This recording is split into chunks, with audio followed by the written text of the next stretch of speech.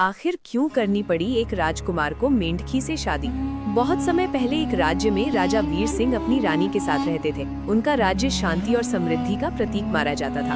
उनके 3 पुत्र थे, विक्रम, आदित्य और विराट, जो अब विवाह योग्य हो गए थे। एक दिन राजा वीर सिंह ने उन्हें अपने दरबार में बुलाया और गंभीर स्वर में बोले, मेरे प्यारे बच्चों, अब समय आ गया है कि तुम अपने जीवन साथी को चुनो, परंतु मैं तुम्हारे लिए कोई दुल्हन नहीं खोज पाया।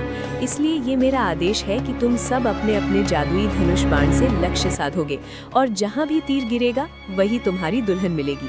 तीनों राजकुमारों ने आदेश का पालन किया और महल के बाग में खड़े होकर तीर चलाया। विक्रम का तीर एक किसान के घर के आंगन में गिरा, जहाँ किसान की सुंदर बेटी ने वो तीर लौटाया। आदित्य का तीर एक आम के बगीचे में जाकर गिरा, जहाँ बगीचे की मालकिन ने वो तीर लौटाया। पर विराट का तीर इतना ऊंचा गया कि वो दिखाई ही नहीं दिया। विराट अपने तीर को ढूंढने के लिए निकल पड़ा।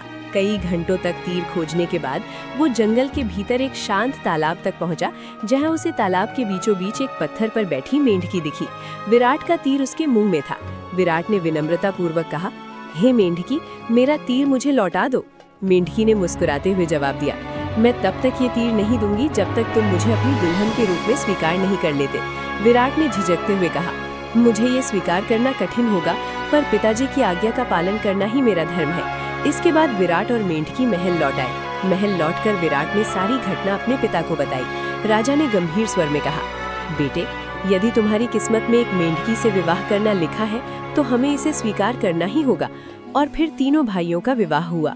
विक्रम और आदित्य ने सुंदर कन्याओं के साथ विवाह किया और विराट ने एक मेंढकी से। समय बीतता गया। एक दिन राजा ने उन्हें फिर से दरबार में बुलाया और कहा, पुत्रों, अब मैं देखना चाहता हूँ कि तुम में से किसकी पत्नी मेरे लिए सबसे सुंदर कमीज तैयार कर सकती है। विक्रम और आदित्य निश्चिंत थे, लेकिन विराट थोड़ा चिंतित हो गया। उसने सारी बात अपनी मेंढकी पत्नी को बताई। मेंढकी ने कहा, आप चिंता मत करो, सुबह तक कमीज बनकर तैयार हो जाएगी। रात होते ही मेंढकी ने अपनी खाल उतार दी और एक सुंदर लड़की में बदल गई। दरअसल वो मेंढकी एक राजकुमारी थी, जिसे एक जादूगरनी ने मेंढकी बना दिया था। लड़की ने रेशमी, सोने और चांदी के धागों से एक बेहद खूबसूरत कमीज तैयार की। सुबह होते ही तीनों भाई दरबार में हाजिर हुए। उन्होंने अपनी अपनी कमीज राजा को दिखाई। विक्रम और आदित्य की कमीज साधारण पाई गई, पर विराट की कमीज ने राजा और दरबार के लोगों को मंत्रमुग्ध कर दिया। राजा ने फिर से आदेश दिया, अब मैं देखना चाहता हूँ कि मेरी तीनों बहुओं में सबसे लजीज और स्वादिष्ट भोजन कौन बना सकती है। विक्रम और आदित्य की पत्नियां निश्चिंत थी, पर छोटा राजकुमार फिर से चिंतित हो गया। उसने सारी बात मेंढकी को बताई। मेंढकी ने मुस्कुराते हुए बोला, बस इतनी सी बात स्वामी, आप चिंता न करें, कल सुबह तक सब तैयार हो जाएगा। इधर दोनों बड़े भाइयों की पत्नियों ने महल की रसोई में जाकर रोटियां बनानी शुरू कर दी और आधी रात होते ही मेंढकी भी अपनी खाल उतारकर एक सुंदर लड़की में बदल गई। उसने खाना बनाना शुरू किया और तरह तरह के पकवान बनाए। पूरे महल में उसके खाने की खुशबू फैल गई, पर मेंढकी को ऐसा करते हुए राजकुमार विराट ने देख लिया था। अगली सुबह विराट खाना लेकर चुपचाप दरबार में पहुंचा। वहां पहले से ही उसके दोनों भाई मौजूद थे। राजा ने विक्रम की थाली देखी, जिसमें जली रोटियां और साधारण दिखने वाले पकवान थे। फिर उसने अपने दूसरे बेटे आदित्य की थाली में देखा। उसके थाली का हाल भी वही था। राजा ने गुस्से में कहा, इस भोजन को तो कुत्ते भी न खाएं, क्या यही है शाही भोजन? इसके बाद विराट ने अपनी थाली राजा के सामने पेश की।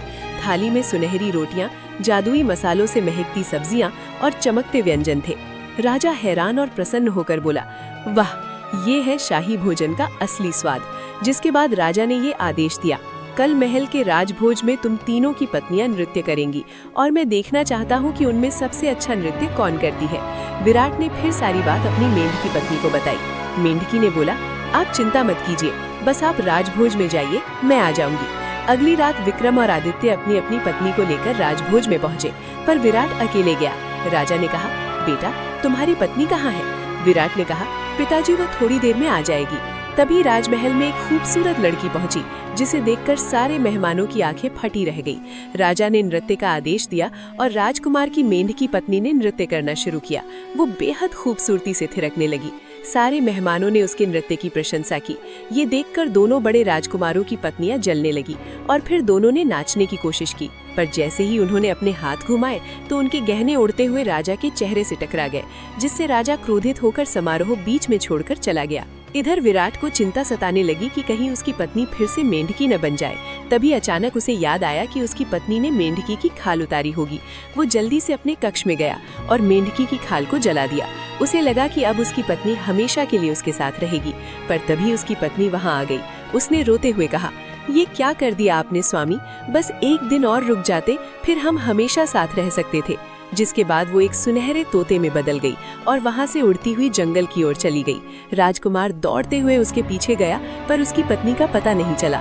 राजकुमार उसे ढूंढते ढूंढते सालों बीत गए। उसके कपड़े फट चुके थे और दाढ़ी बढ़कर झाड़ जैसी हो गई थी। एक दिन वो जंगल में थका हारा पेड़ के नीचे बैठा था। तभी उसकी नजर जंगल में बनी एक झोपड़ी पर पड़ी। विराट घबराता हुआ झोपड़ी के अंदर गया, जहाँ उसकी मुलाकात एक बूढ़ी महिला से हुई। महिला ने कहा, तुम कौन हो बेटा, और इस वीरान जंगल में किसे ढूंढते फिर रहे हो? राजकुमार ने रोते हुए बूढ़ी को सब कुछ बता दिया। बूढ़ी महिला ने कहा, राजकुमार, तुम्हारी पत्नी कोई साधारण स्त्री नहीं है। वो पड़ोसी देश की राजकुमारी है, जिसे एक जादूगरनी ने उसकी खूबसूरती के कारण मेंढकी बना दिया था। राजकुमार ने कहा, दादी माँ, क्या आपको पता है मेरी पत्नी कहाँ है? महिला ने कहा, तुम्हारी पत्नी की आत्मा अब भी उसी जादूगरनी के पास है, जो मायावी जंगल की एक गुफा में रहती है। पर याद रखना, वहां तक पहुंचना बहुत कठिन है। उस जादूगरनी की आत्मा एक शीशे में कैद है, जिसकी रखवाली एक खूंखार राक्षस करता है। इसके बाद बूढ़ी महिला ने उसे नए कपड़े और एक जादुई पत्थर दिया।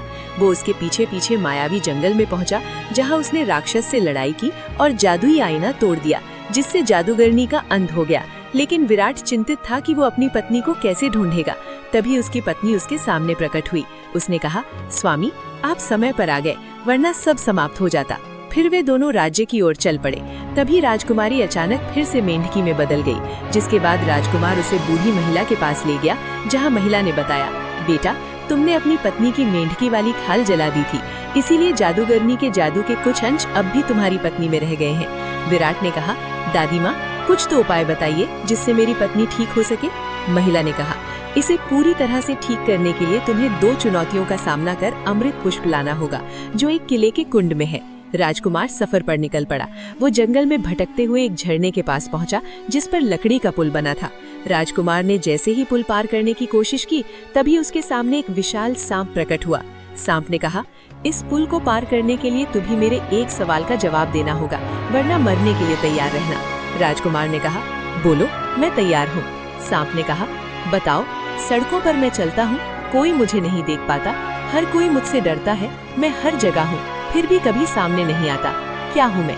राजकुमार ने गहराई से सोचा और बोला, अंधेरा, जिसे कोई नहीं देख पाता है। राजकुमार के ऐसा कहते ही सांप वहां से विलीन हो गया। वो आगे बढ़ा, जहां उसे एक किला दिखाई दिया। जैसे ही वो अमृत पुष्प लेने के लिए आगे बढ़ा, उसे कुछ साए घेर लेते हैं।